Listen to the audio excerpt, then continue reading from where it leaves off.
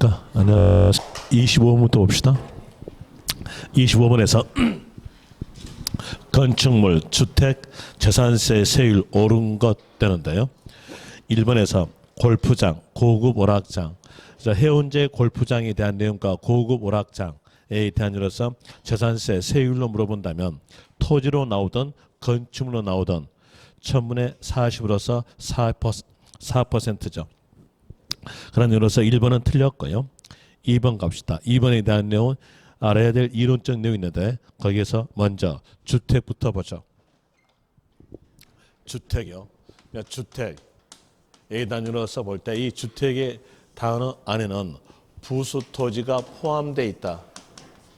이 의미가 이 안에 들어있어요. 그럼 이 들어있는 내용을 떼어내 본다면 주택에 대한 내용은 주택 건물과 이에 딸린 토지를 합친 게 한 물건으로서 곧 주택이 됩니다. 그럼 이게 주택과 토지가 한 물건으로서 주택이니까 주택 건물의 소유자와 토지 소유자가 다르다 하더라도 이게 한 물건이에요. 한 물건이니까 합산하여 이렇게 나오게 되겠죠. 만약에 여기 단위로서 구분한다면 어떨까요? 그건 틀린 거예요. 합산해서 과세표준 나오게 되고요. 또 합쳐서 과세표준 나왔으니까 세율은 누진세율입니다. 세율에 대한 내용은 누진세율이다. 0.1%부터 0.4%까지 누진세율이 적용된다 이렇게 나와져요. 그래서 주택 단어가 있으면 재산세에서 세율을 물어볼 때는 누진세율을 하시면 됩니다. 0.1%부터 0.4%의 누진세율에 대한 이유로서 일반 주택도 누진세율, 고급 주택도 주택 나왔으니까 누진세율, 또 일반 주택, 농가주택도 누진세율 이렇게 나오는데 이 내용을 별장에 대한 내용과 연관지어봐요. 별장. 여러분들이 공법에서 배울 때 별장의 뜻을 배워요. 별장의 뜻은 엔드 조건으로서 주거용 건물로서 늘 주거 용도로 사용되지 아니하고 휴양 용도로 사용된 건물이 별장 그럽니다. 그럼 여기에서 볼 때 주거용 건물로서 이렇게 나왔으니까 요 별장은 뭘로 과세면 주택으로 과세해요. 그러니까 주택으로 과세된다. 그러니까 주택으로서 과세됨으로써 요 별장 단어 안에도 어떤 말이 포함되어 있냐면 부수 토지 포함이다. 이 말이 들어 있어요. 이 들어있는 내용을 떼어내 본다면 별장에 대한 내용은 별장 건물과 이에 딸린 토지를 합친 것이 곧 별장으로서 한 물건이에요. 그럼 여기도 마찬가지로서 합쳤으니까 세율에 대한 내용은 누진세율로 가야겠는데 여기만큼은 예외상입니다. 예외상으로서 세율만큼은 4% 비례세율 이렇게 나오게 되죠. 그럼 이제 여기서 알 수 있는 것은 이 별장은 주택으로 과세되는데 세율만 주택에 따라가지 않는다. 이런 이유로서 아시면 돼요. 그럼 나머지에 대한 내용은 다 별장은 주택에 따라갑니다. 여기서 별장은 주택으로서 과세되는데 세율만 4% 비례세율로서 주택에 따라가지 않는다 알고 있으면요. 이제 응용까지 되는 거예요. 응용에 대한 이유로서 주택에 대한 과세표준에 대한 내용과 별장의 과세표준 동일하다 이렇게 나온다면요. 맞는 문장입니다. 또 주택에 대한 납부기간은 별장에 대한 납부기간과 같다. 이것도 맞는 문장입니다. 세율만 다르다 뿐이고 나머지는 다 주택에 따라간다. 이런 이유로서 기억하면 되겠죠. 이제 볼 때에 여기에서 별장 및 주택은 누진세율이다 틀렸죠. 별장이 빠져나와야 맞습니다. 별장은 4% 비례세율로 갈 것이고요. 3번에 대한 내용에 대해서는 이렇게 숫자적으로서 틀리게 나올 리는 없는데 혹시 몰라서 틀리게 만들어준 거예요. 과밀 억제권역 내에 공장의 신설 증설이었으면 수도권 지역의 인구의 밀집을 방지하기 위해서 중과합니다. 그 중과에 대한 내용은 5배 중과예요. 건축물일 때 일반적 세율은 0.25%입니다. 거기에 5배하게 되면 이때 세율은 1.25%로서 5년간 적용된다 이렇게 나오죠. 그 내용으로서 3번 틀렸고요. 4번에 대한 내용도 숫자적 내용으로서 맞게 줄 건데 혹시 몰라서 여기에 대한 내용도 틀리게 만들어 준 건데요. 설명드리면 주거지역 내 공장용 건축물, 여기에서 공장 건축물이 주거지역에 있음으로써 소음 발생되고 환경 오염되니까 약간 높입니다. 약간 높여서 이때에 대해서는 0.5% 비례수열이에요. 그 내용으로서 틀렸고요. 그리고 5번은 기억하시라고 맞게 만들어준 문장입니다. 건축물에 대한 내용으로서 일반적 세율 기억하세요. 이제 문장을 쭉 가볼 때 여기에서 건축물로 끝났다고 한다면 재산세 일반적 세율은 0.25%다. 이 내용을 기억하십시오. 답은 거기에서 5번 될 것이고요. 26번 갑니다. 26번에서 양도소득, 필요경비, 틀린 것으로서 묶인 값. 기억에서 양도자산의 취득 후 쟁송이 있는 경우 그 소유권을 확보하기 위해서 직접 소유된 소송 비용으로서 그 지출한 연도의 각 사업 소득 금액 계산 시 필요경비 산입. 이렇게 끝났죠. 필요경비 산입으로 끝났으니까 이제 내용을 볼 때 소송 비용에 대한 내용을 양도소득 필요경비에 넣어주고 타소득 필요경비에 넣어주면요. 이건 이중공제예요. 이중공제니까 이중공제를 방지하기 위해서 필요경비에 포함되지 않습니다. 이런 내용으로 나오는데 여기에 대한 내용이 지문이 하도 길다 보니까 이제 거기에 대해서 이해가 됐다 하더라도 문제가 안 풀릴 수 있어요. 그걸 막기 위해서 이제 이렇게 하세요. 문장에서 필요경비 산입으로 끝났다면 불포함이라고 하세요. 불포함 이렇게 알면 되겠죠.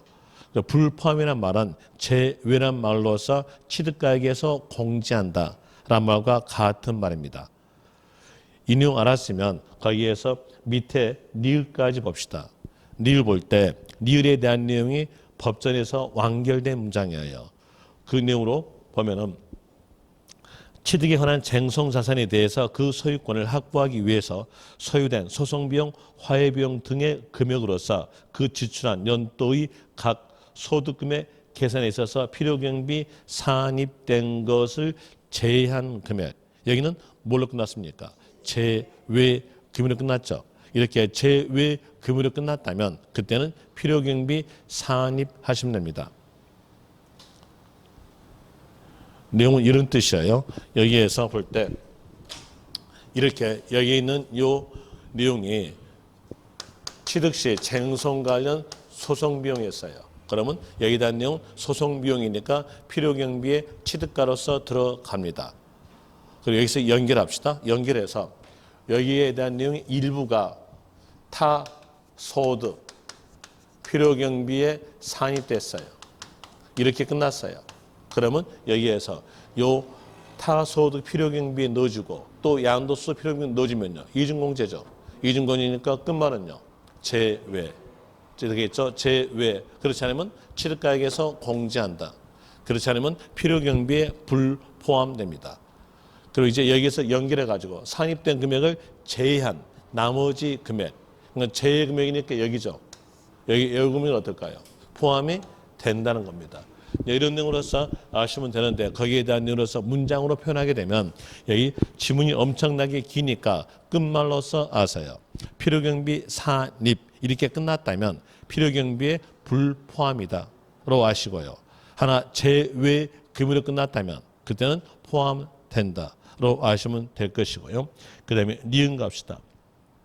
니은에서 자산을 취득함에 있어서 법률 규정에 의해서 매입한 국민주택 채권과 토지 개발 채권을 만기 전에 금융기관 외자에게 양도하여 발생한 국민주택 채권을 팔므로 인해서 채권 매각으로 인한 실제 수령액은 양도가액에서 필요경비로 공제한다 라는 내용 틀렸습니다. 틀린 것도 2개 틀렸습니다. 하나가 아니라 둘인데요.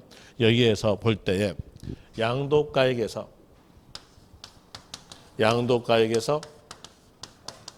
필요경비를 빼주면 양도차익 나옵니다. 양도차 이렇게 나오는데 여기 필요경비에 대한 이유로서는 실가에 의한 필요경비는 세 개로 돼 있어요. 세 개로 구성되는데 하나는 취득가에 대한 내용과 또 하나는 자본적 지출에 대한 내용과 양도비 이렇게 세 개로 돼 있어요. 이게 세 개로 되는데 여기에서 양도비용에 대한 내용은 양도 시에 소요된 직접 비용만 들어갑니다. 직접 비용만 들어간다 했으니까 간접 비용은 들어가지 않아요. 그래서 간접 비용과 직접 비용을 구별하기 위해서 법전에서는 직접 비용에 해당된 내용을 쭉 기록을 해줘요. 그 기록된 내용이 직접 비용에 대한 내용인데 그걸 전부 다 애와 둬야 간접비와 구별할 수 있어요. 그런데 그 내용을 전부 다 외울 수가 없으니까 간결하게 하시라겠죠. 간결하게 직접 비용에 대한 내용은 수수료에 대한 내용과 그렇지 않으면 은행에 팔므로써 발생한 채권의 매각 차손에 대한 내용이 바로 양도비 그랬어요. 그럼 수수료라는 생각해 보세요. 수수료에 대한 내용으로서는 글자 적어주고 돈 받는 게 수수료죠. 그럼 수수료가 아니다면요. 간접 비용으로서 양도 비용은 들어가지 않는다는 거예요. 한번 해볼 때 계약서 작성비는요. 글자 적어주고 돈 받는 거니까 수수료서 들어가겠죠. 또 다시 대출 이자는요. 수수료가 아니니까 포함되지 않는다 이렇게 나오겠죠. 또 이사 비용에 대한도 포함되지 않아요. 그리고 양도세 신고서 작성비에 대한 내용도 수수료니까 포함이 된다 이렇게 나옵니다. 그리고 직접 비용에 대한 내용으로서 은행에 팔므로써 발생한 채권의 매각 차손도 직접 비용에 들어가져요. 이 내용 알면서 거기 문장 봅시다. 문장 보니까 금융기관 외자에게 양도했죠. 은행에 판 건 아니죠. 그렇기 때문에 그거 틀린 겁니다. 또 다시 거기에서 실제 수령액일까요? 아니면 차이난 손실일까요? 차이난 손실입니다. 그 내용으로서 두 개 틀렸네요. 그 다음에 디귿에서 취득가액 가로 빼고 연결해 보니까 취득가액은 양도가액에서 공제되는 필요경비로 한다. 맞죠? 그리고 가로 갑시다. 가로에서 지적 제조사 이 말 나오고 그리고 뒤에서 면적 증가 이 말 나왔으면 끝말은요. 취득가액에서 제외. 맞죠? 디귿은 맞습니다. 그럼 여기에서 틀린 것 하였으니까 답은 1번이 될 것이고요. 27번 갑시다. 취득세, 납세 의무 틀린 것 돼 있고 거기에서 1번 보니까 법인의 주식 또는 지분을 취득함으로써 가점주주가 되었을 때 여기서 이 가점주주에 대한 내용은 비상장법인의 주식을 50% 초과 소유한 자가 가점주주입니다. 그럼 여기서 기억할 거 상장은 제외고요. 그리고 50%에 대한 숫자는 맞게 줄 거니까 포인트 잡는 건 초과자에다가 잡으세요. 50% 초과 소유하였으면 그 비상장법인의 실질적 경영자예요. 실질적 경영자로서 자기 마음대로 부동산 등을 취득 가능하고 자기 마음대로 처분 가능하니까 처분하였을 때 자기 지분율만큼 자기가 끝에서 가지고 갈 거니까 너는 처음부터 취득을 보겠다라는 내용으로서 가점주주가 되었으면 그 법인의 부동산 등을 취득한 것으로 본다 이렇게 나옵니다. 그럼 거기에서 의미적 내용으로서 본다면 해당 법인의 부동산 등이란 말은 취득세, 과세 대상물을 말해주고요. 그리고 취득으로 본다란 말은 지분율만큼을 취득으로 본다 뜻입니다.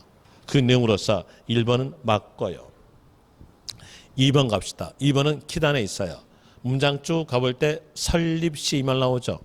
그 설립시라는 단어 보자마자 끝말 가세요. 끝말은 과세하지 아니한다. 뒤에 보니까 취득한 것으로 보지 아니한다. 맞죠? 2번 맞고요. 3번도 키단어 있어요. 문장 쭉 가볼 때 위탁자 지위 이전 그랬죠. 유탁자 지위 이전. 그러면 상대편은 이전을 받았겠죠.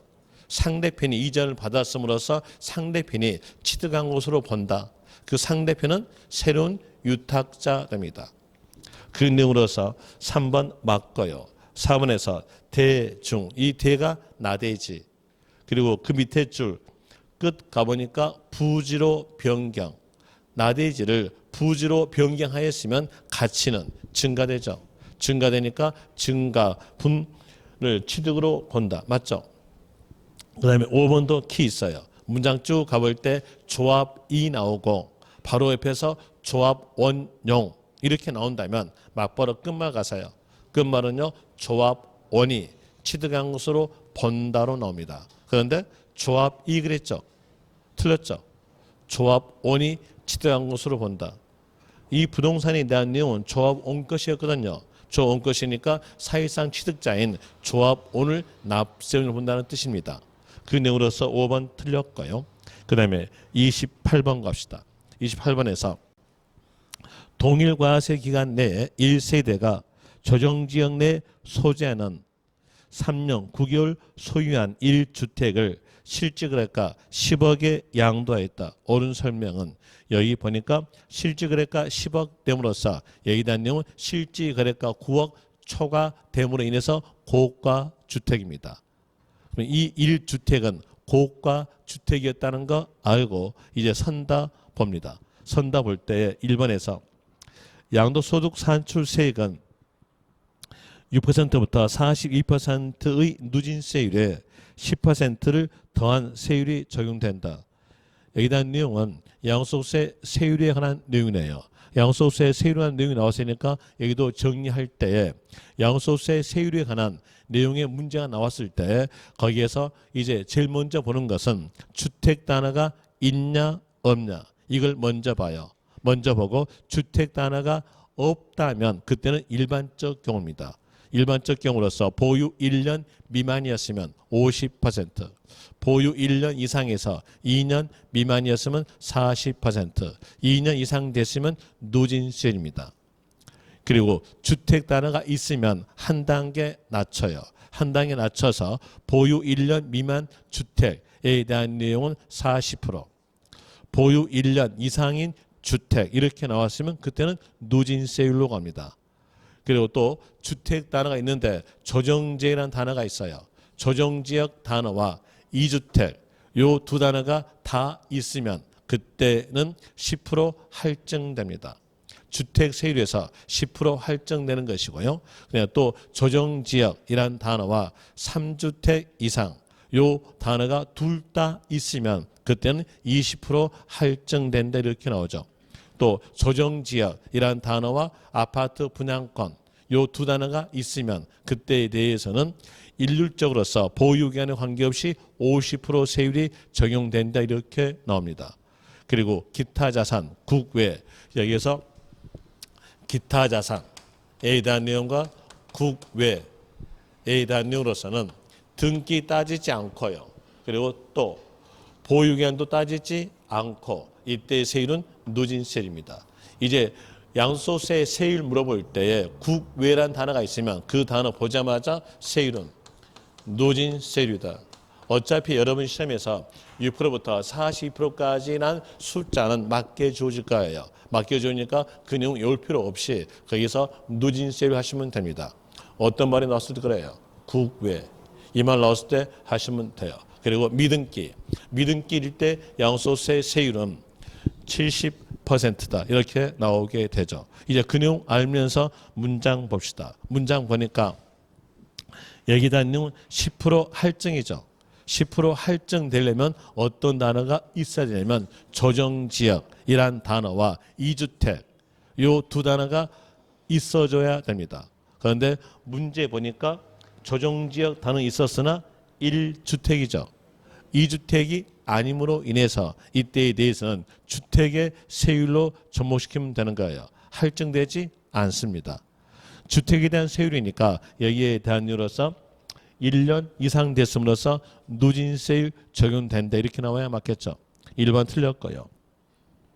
2번에서 양도소득금액을 산출하기 위해서 양도차익에서 공제되는 장기 보유 특별공제액은 양도가액의 24%다. 자, 여기에서 장기 보유 특별공제로서 물어봤으니까 은자 앞에 있는 단어가 문제 킥을 했잖아요. 장기 보유 특별공제 물어봤으니까 거기다 내용 이론상으로서 정리해 본다면 장기 보유 특별공제는 양도 차익에서 공제함으로 인해 소득 금액이 산출된다.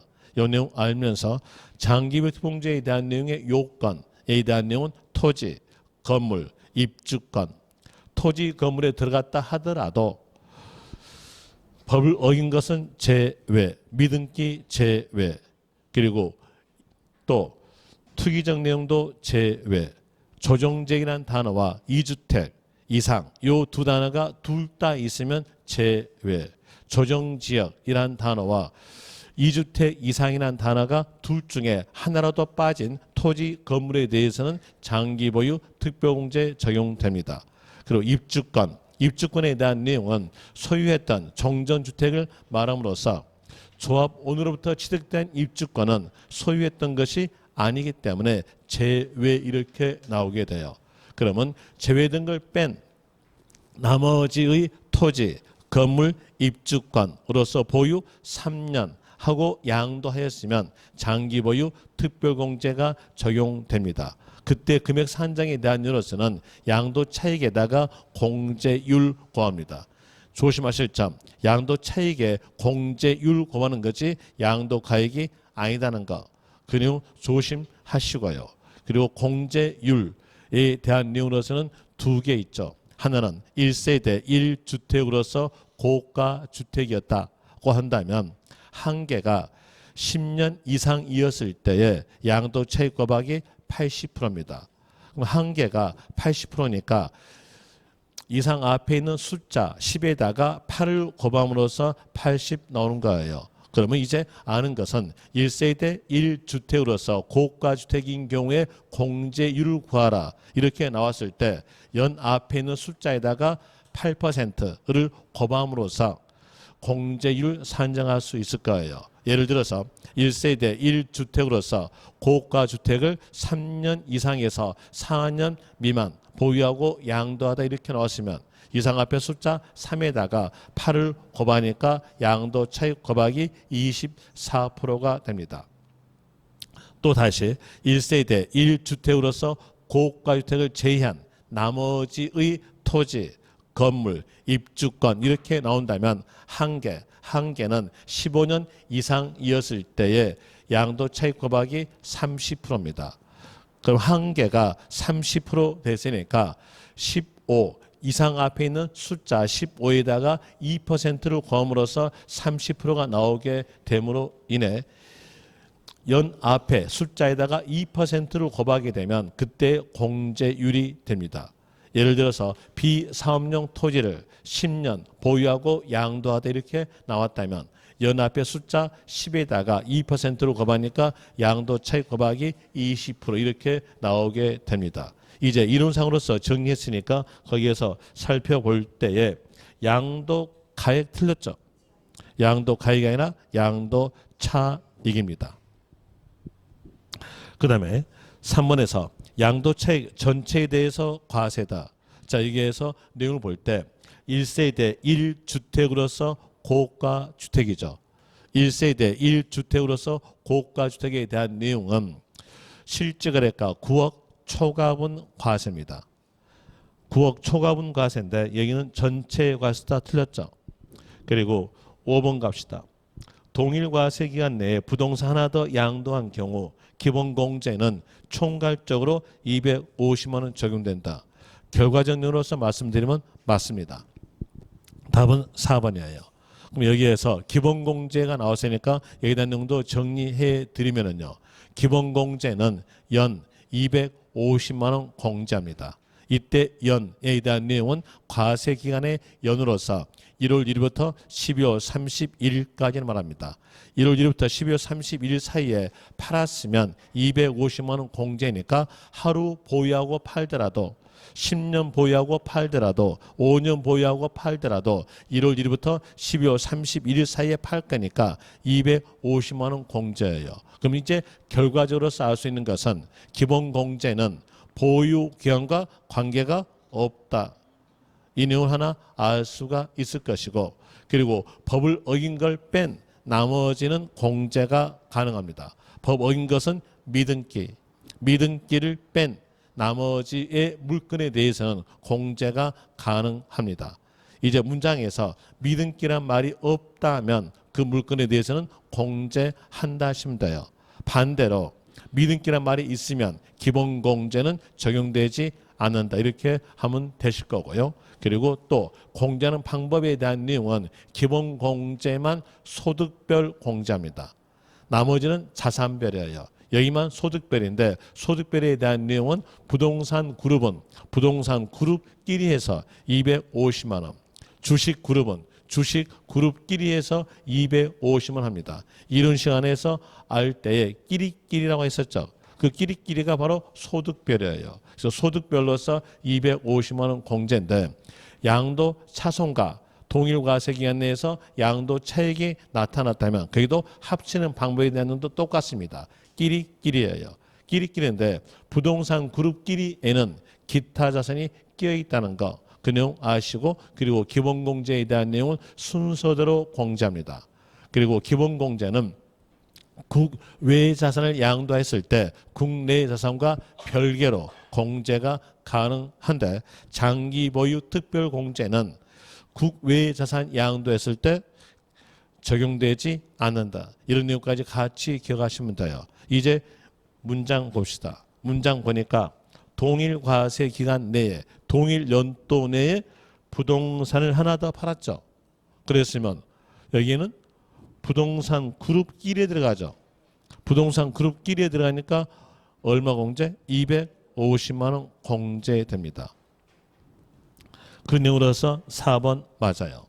5번 갑시다. 예정신고하지 않은 거주자가 해당 과세기간의 과세표현이 없는 경우 확정신고해야 한다. 아까 제가 말씀드릴 때 확정신고하지 아니한다 이렇게 나오는데, 아까 제가 말할 때에 동일 과세기간 내에서 양도 차손 나오고 양도 차익 나왔다면 두 개를 합친다겠죠.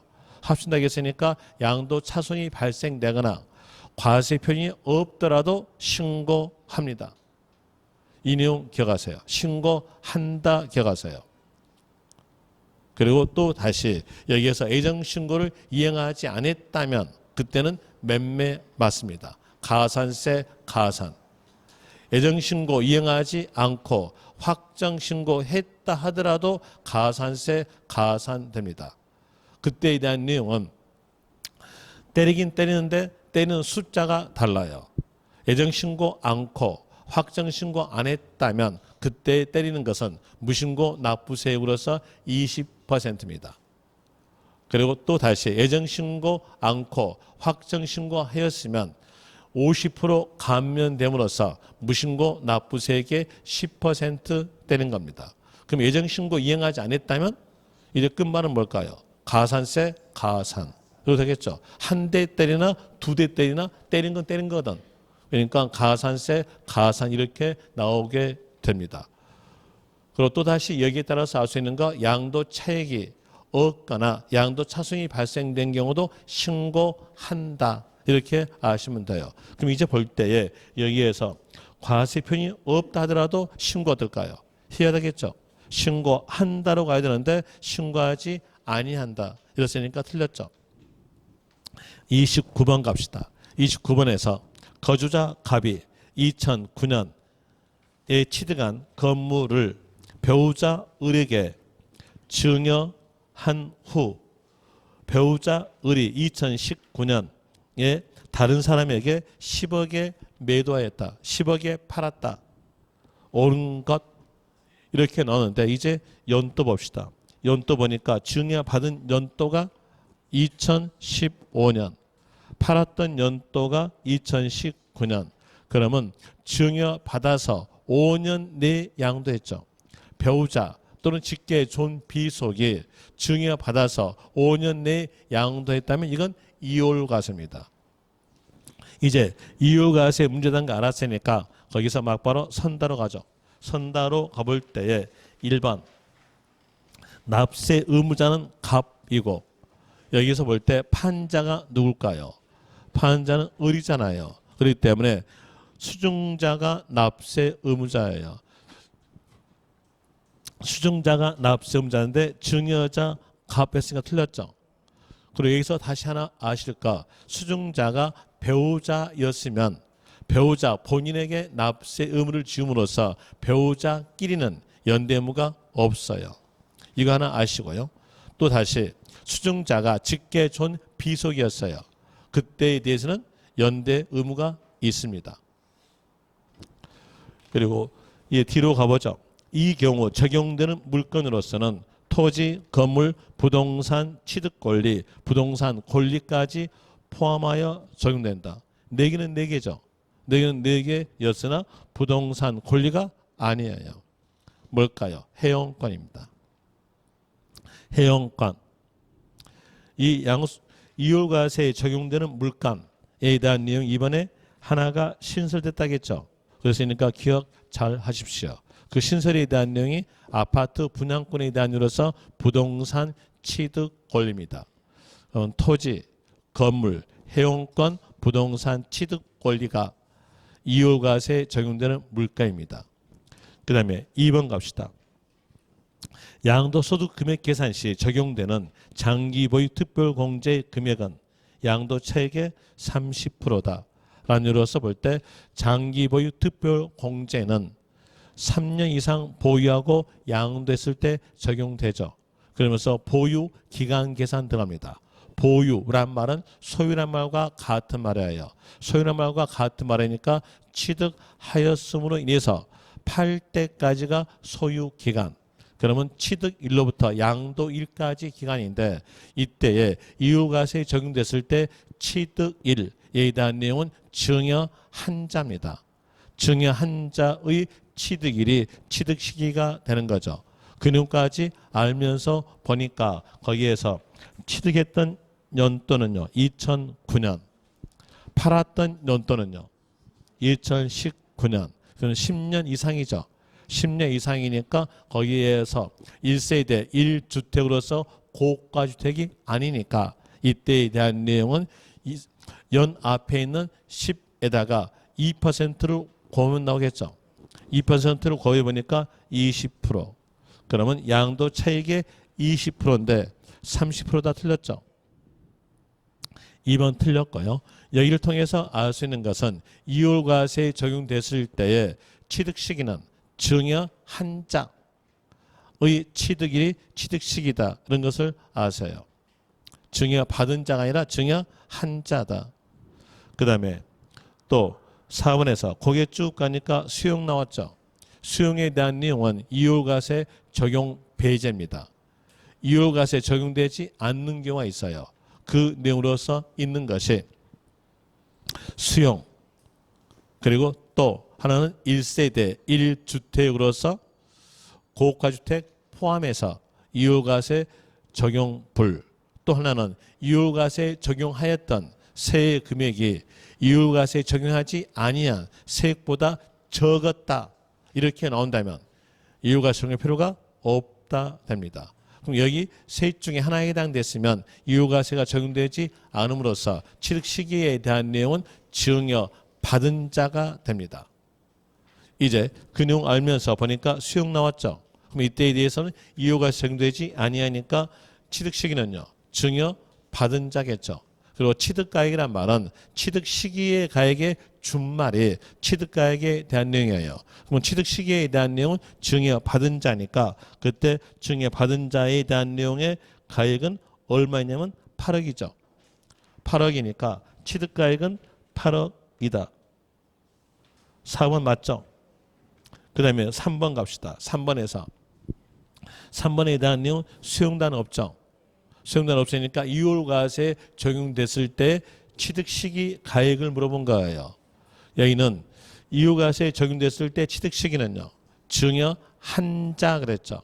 증여 한자니까 증여 한자의 가액은요. 3억. 3억인데 8억 했으니까 틀렸죠. 그 다음에 5번 갑시다. 5번에서 거기에 쭉 가보니까 1세대, 1주택, 고가주택을 제외한 경우 취득가액은 8억이다. 틀렸죠. 고가주택 포함해서 이율과세 적용되지 않습니다. 5번도 틀렸고요. 30번 취득세 비과세 대상인 것은 자 여기서 취득세 과세냐 비과세냐에 대한 내용인데 취득세가 과세되는 것들은요. 세율에 적용된 내용들은 취득세 과세되는 거예요. 그 내용 생각하시면서 비과세까지 같이 연결하여 보는데 먼저 1번 상속 취득세 감면되는 농지 취득 여기서 취득세 감면되는 농지란 말은 자경 농지를 말합니다.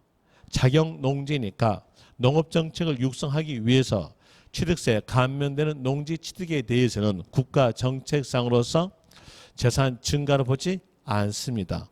재산 증가를 보지 않기 때문에 재산 증가적 세율인 중과 기준세를 뺀 세율로서 과세되죠. 이제 여기에서 과세되는데 만약에 세율의 특례를 물어본다면 표준 세율에서 중과 기준세를 뺀 세율로서 과세 이렇게 아시면 될 것이고요. 그 다음에 또 2번에서 건축물의 이전, 건축물 이전 하게 되면 가액의 변동이 없죠. 그럼으로써 여기에 대한 내용도 재산 증가가 없으니까 재산 증가적 세율은 표준 세율에서 중과 기준세를 뺀 세율로서 과세됩니다. 과세되는데 여기에서 이론적 내용까지 설명드리면은요. 취득세에 대한 내용은요. 취득세에 대한 내용은 재산 증가력에다가 취득으로 이루어지는 등기를 포함해서 취득세로서 과세예요. 그럼 이제 볼 때 재산 증가와 소유권 등기가 같이 있는 것도 취득으로서 과세. 재산 증가만 있는 것도 취득으로서 과세. 소유권 등기만 있는 것도 취득으로서 과세. 이런 내용이에요. 그럼 이제 보세요. 자, 여기에서 건축물의 이전. 건축물의 이전은 재산 증가 있을 수 없어요? 없죠. 하나 내 거다고 등기할까 안 할까요? 하겠죠. 내 거다고 등기하니까 여기 내 거다고 등기 이걸로 과세한다는 얘기예요. 이걸로 과세함으로써 뭐가 적용돼야 돼요? 과세하는 것은 세율 적용하잖아요. 그러니까 세율 적용되는데 요 재산 증가력 세율이 몇이었어요? 중과 기준 세율은 1000분의 20이에요. 그러면 이제 이게 없잖아요. 이게 없는 거니까 표준 세율에서 이걸 뺀다는 얘기예요. 이걸 뺀 내용으로서 과세된다 이런 뜻이에요. 이게 바로 세율의 특례였어요. 이래 내용 아시겠죠? 그래서 세율에 대해서 적용되는 것들은 과세되는 것들이에요. 그런 이유로서 구분을 하시면 충분하게 비과세하고 같이 연결해서 여러분들이 구분할 수가 있을 거예요. 그럼 여기에 대한 내용 2번 과세한 거 아시겠죠? 다시 볼 때 3번 전속기간 1년 초과한 임시. 자 이제 여기에서 문장에서 1년 초과하지 아니한 임시 나왔다 합시다. 초과하지 아니한 임시 나왔으면 이 글자 그대로 임시예요. 임시니까 비과세 됩니다. 1년 초과한 했다 합시다. 초과하였음으로써 이때는 계속 존재하고 있는 물건 취득으로서 이때는 과세됩니다. 과세되니까 세율 적용해야죠. 세율에 대한 이유로서 이 임시 건축물이 컨테이너 박스예요. 컨테이너 박스 취득하였으면 컨테이너 박스란 재산이 증가되고 내 거다고 등기해야 하네요. 않죠? 그럼 여기에서 소유권 등기는 나타나지 않으나 내 거다고 수산 증가 나타나잖아요. 그러니까 뭘로 과세? 중과 기준세율. 중과 기준세율로서 과세된다. 이렇게 나오게 됩니다. 중과 기준세율이니까 1000분의 20 되는 것이고요. 4번 환매. 자 여기서 볼 때 이제 환매 이렇게 맨 처음부터 나온 것이 아니고 앞에가 법자가 있어요.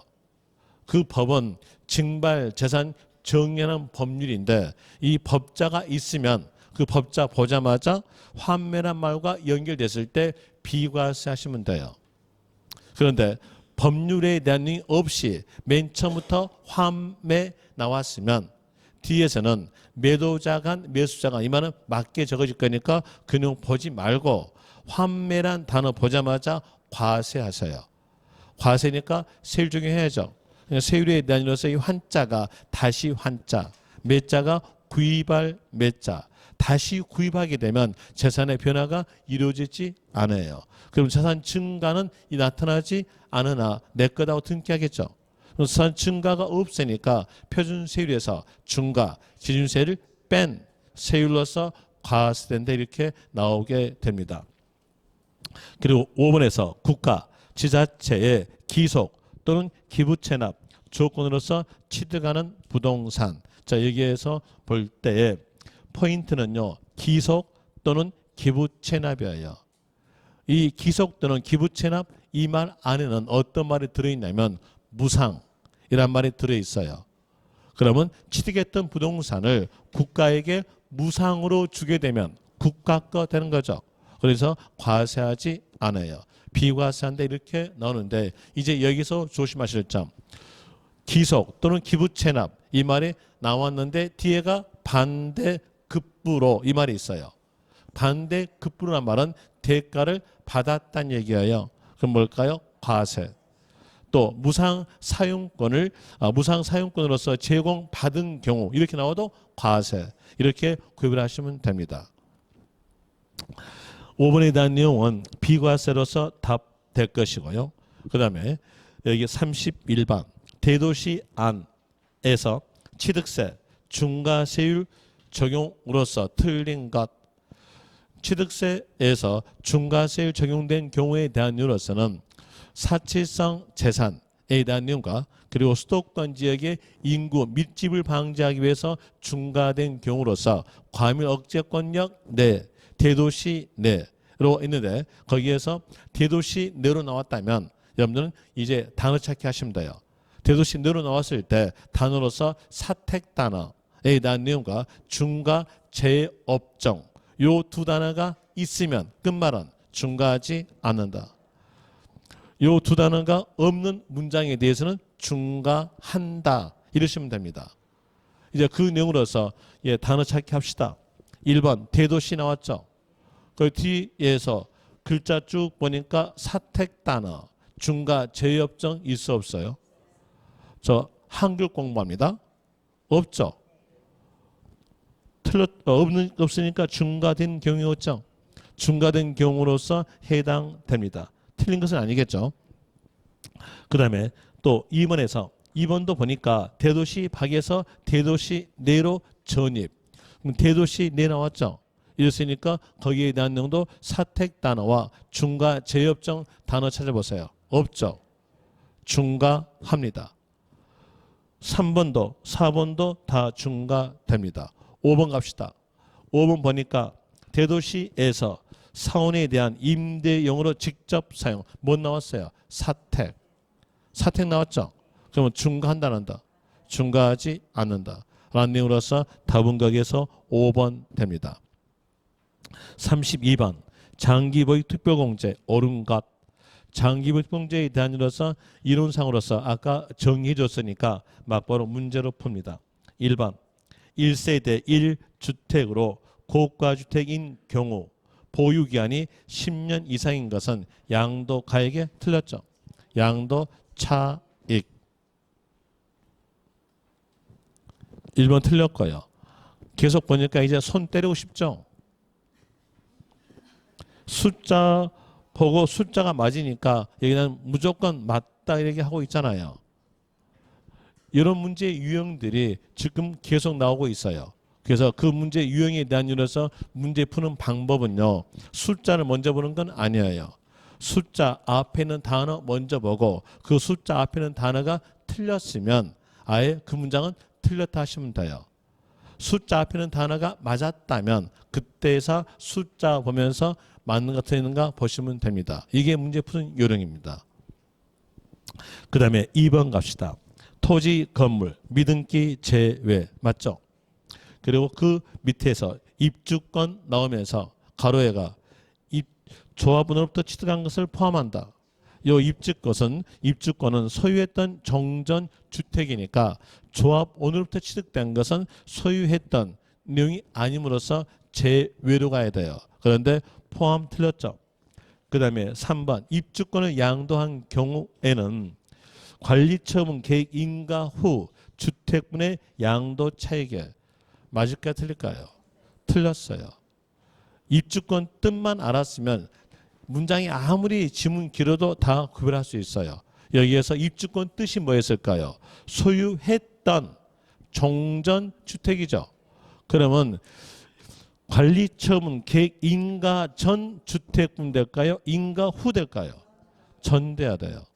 인가 전 주택분의 양도차익 이렇게 나와줘야 됩니다.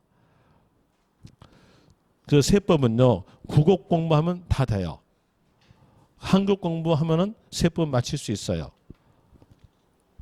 4번 갑시다. 보유기간은 은자표 뭐였어요? 보유기간. 그럼 소유기간 물어봤죠? 그랬으니까 취득일로부터 양도일까지 기간이다. 맞죠? 답은 4번. 5번에서 12년인 상가 건물 공제율은 공제율 물어봤죠? 그러면서 여기에서 1세대 1주택으로 고가주택 아닌 토지, 건물, 입주권이니까 연 앞에 숫자에다가 2% 곱하면 돼요. 그리고 한계는요. 15년 이상일 때 30%. 여기는 15년 이상이었다면요. 17년이었다면요. 그때는 30%로 되겠죠. 그런데 이는 12년이에요. 그러니까 12에다가 2%로 곱하니까 24% 가야죠. 틀렸죠. 33번. 등록 면허세 표준세율로 오른 것. 1번 전세권 말소 등기. 여러분들한테 등록 면허세 문제에서 문장 볼 때에 말소 등기, 변경 등기 이 말이 있으면 이 단어 보자마자 건당 6,000원 하겠어요. 건당 6,000원 이렇게 알고 있으면 등록면허세 세액이 6,000원 미만인 경우 6,000원으로 징수한다. 이념까지도 더불어 알 수 있다겠어요. 그럼 여기에서 말소 등기 이 말 나왔죠. 그랬으니까 건당 6,000원. 1번 틀렸죠. 만약에 여기에서 말소 등기란 말이 없이 나온다면 맞아요. 전세권 설정 등기, 전세권 이전 등기 이랬으면 말소 말 없죠. 그랬으니까 그때 맞다는 얘기예요. 그 다음에 2번 상속 나왔죠. 등록면허세에서 표준세율 물어볼 때 상속 나왔으면 거의 취득세에서 애왔던 거 연상하시면 돼요. 3, 8 그랬죠. 그 중에 큰 거 몇일까요? 1000분의 8. 틀렸죠? 1000분의 8로 가야 맞습니다. 3번 유상 나왔죠? 유상 나왔으면 장땡 중에서 큰 거 1000분의 20 맞죠? 그 다음에 4번 임차권. 임차권 나왔을 때 빨리 생각하는 것은 월세다 생각했죠? 월세. 원래는 올 임대차 금액이에요. 근데 올 임대차 금액 하게 되면 거기는 6글자, 월세는요 2글자. 2글자는 편하죠. 그래서 2글자로 외우시면 돼요. 그런데 여기에서 월세 이 말이 있어 없어요? 없죠. 틀렸잖아요. 월세니까 보증금 포함되지 않는다. 거기까지도 알 수 있다는 겁니다. 그래서 월세로 아시겠던 것이고요. 그 다음에 5번 저당권, 가압류, 가등기, 가처분. 여기에서 가등기가 빠져야 맞아요. 여러분들이 등기법에서 배울 때 가등기에 대한 내용은 소유권 쪽으로 배웠어요. 소유권 쪽으로 배웠으니까 그때는요. 부동산 가액입니다. 여러분 시험에서는 일반적 경우에 대한 내용으로서 세법에서 나와요. 그냥 일반적 경우만 아시면 됩니다. 이게 등기법의 일반적 경우에 대한 내용의 가등기는 소유권 쪽이니까 부동산 가액이다. 이렇게 알면 되겠죠. 그리고 또 다시 여기에서 가압류 가처분은 자기의 채권을 해소할 목적으로서 가압류 가처분을 하죠. 그럼 그때는 뭘로? 자기가 채권 해소할 금액에 대한으로서 등기부에 적을 거니까 채권 금액대입니다. 이거 구별하세요. 가등기는요, 부동산 가액, 가압류 가처분은 채권 금액이다 라고 구별을 하시기 바랍니다. 왜 그러냐면 가등기 가짜이고요. 그 다음에 또 가압류 가처분도 첫 글자가 가짜입니다. 그러면서 여기에서 섞어 놓으면은 여러분 혼동된 거예요. 그걸 막기 위해서 구별하시라고 말씀을 드린 겁니다. 그 다음에 34번에서 양도소득세 비과세 옳은 것 1번 국내 1주택, 자 1주택 됐죠? 그리고 1세대가 됐죠? 1세대 갖췄고 1주택 갖추었어요. 이제 2년 보유만 갖추면 비과세 됩니다. 2년 보유 갖추지 않았다 하더라도 2년 보유 갖춘 걸로 보는 경우가 있어요. 거기에 대한 내용은 단어 찾기 하시면 됩니다. 문장에서 건설 임대주택 이 말 나왔으면 5년 거주 이 말이 있었을 때 2년 보유된 거다. 수용 있으면 수용 단어 자체로서 2년 보유된 겁니다. 그리고 해외 이주 이 말 나왔으면 빨리 팔아야죠. 추기로부터 2년 내 양도 했을 때 되는 거고요. 그리고 부득이한 사유, 치약상, 근무상, 요양상 이렇게 나왔으면 1년 거주 이 말이 있었을 때 2년 보유된 걸로 봅니다. 자, 이제 볼 때 문장상에서 해외 이주 나왔죠. 그런데 밑에서 추기로부터 3년 되는 날 틀렸죠. 추기로부터 2년 내 양도 이렇게 나와야 돼요. 2년 내라는 숫자가 외우지 못하겠다고 한다면 이렇게라도 연상하시면 돼요. 해외 이주에서 2자 나오죠. 그럼 거기 따라가면 돼. 2년 내. 여기는 2자 나오는데 3자로 나왔으니까 안 따라갔잖아요. 틀렸죠? 2번 갑시다. 상속받은 주택과 일반 주택 이렇게 나왔으면 2주택 됩니다. 하나 2주택이었으나 1주택으로 보는 경우에 특례가 있습니다. 거기에 대한 내용으로서가 상속주택과 일반주택이에요. 그럼 여기에서 일반주택을 먼저 양도했으면 상속주택은 아버님 때의 주택으로서 없는 걸로 봐져요. 그래서 1주택 됩니다. 하나 상속주택을 먼저 양도했다면 그때는 2주택으로서 과세됩니다. 이제 문장 보니까 이 경우는 일반주택을 먼저 양도했죠. 일반주택을 먼저 양도했으니까 1주택으로 본다. 맞죠? 답은 2번 되고요. 그 다음에 3번에서 직장 변경으로서 세대 전원이 다른 시로 주거 이전 경우에 6개월 거주한 1주택. 자, 1주택 됐죠. 그럼 이제 여기에서 2년 보유 갖추면 비과세됩니다. 2년 보유란 말은 없고요. 여기에 직장 변경 나오죠. 뭐였어요? 근무상. 근무상 나왔으니까 1년 거주 가야 돼요. 그런데 6개월 거주 틀렸죠. 그 다음에 4번에서 양도 당시 실거래가이 10억인 1세대 1주택의 양도 10억이니까 실제 거래가 9억 초과됐죠. 그러면서 고가 주택입니다. 1세대 1주택으로서 고가 주택인 경우는 9억 초과분 과세예요. 그런데 여기는 전부 비과세다 틀렸죠. 4번 틀렸고요.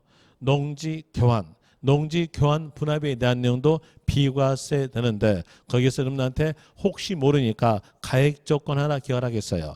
가액 조건에 대한 이유로서는 교환 분합하는 농지 가액의 차익이 가액 큰 편의 4분의 1 이하입니다. 그런데 얘는 3분의 1 틀렸죠. 35번 갑니다. 등록면허세 옳은 것 1번에서 등록면허세를 신고 납부하는 때의 납세지는 는자 앞에 뭐 있어요? 납세지. 이제 문제 키 잡아냈죠. 그러면서 해당된 세금이 등록민호세니까 지방세. 지방세는 물건 넣으면서 소재집니다.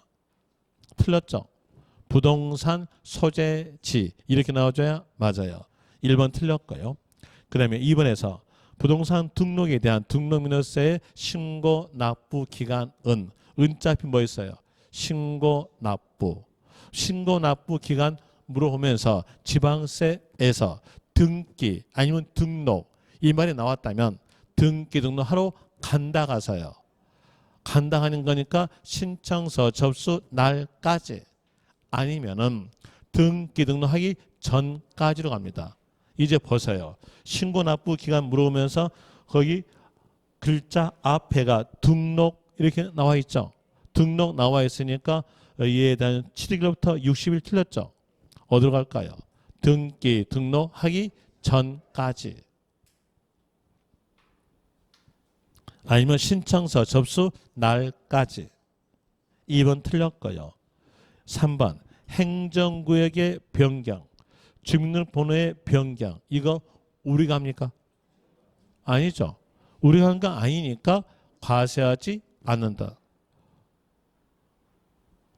틀렸죠? 4번에 대한 내용은 여러분 시험에서 완결된 내용의 문장으로서 2번 출제했고요. 그리고 끊어보는 문장으로서 2번 출제되는데 여기에 대한 내용은 등록민호세 납세 의무제에 관한 내용이에요. 등록민호세 납세 의무제에 관한 내용이니까 이론적 내용으로서 살펴볼 때 납세 의무자 뜻에 대한 내용은 세원을 갖춘 자예요. 그리고 세원은 세자 앞에 있는 단어예요. 그럼 등록면허세에서 세자 앞에 있는 단어 뭐였어요? 등록. 등록이니까 등록면허세 납세 의무자는 등록한 자 이렇게 나온다는 얘기예요. 등록한 자란 말은 먹물을 묻힌 자를 말합니다.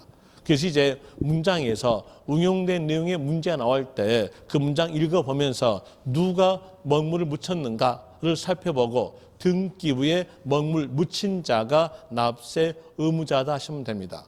그런데 그렇게 말씀드렸음에도 불구하고 나는 모르겠다고 한다면은 이렇게라도 하시면 돼요. 문장 쭉 가볼 때 땡땡권 나왔어요. 이 단어 보자마자 납세 의무자는 땡땡권자 하시면 되겠죠.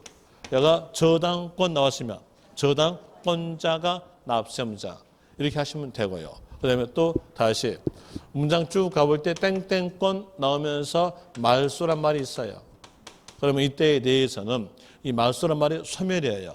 소멸에 대해서 이익을 받는 자는 누가 있냐? 소유자입니다. 소유자니까 이렇게 나오겠죠? 설정자인 소유자가 납세 의무자 됩니다.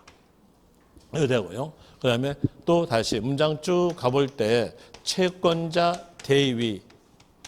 저는 여기에서 채권자 대위란 말이 어떤 말인지 저는 몰라요.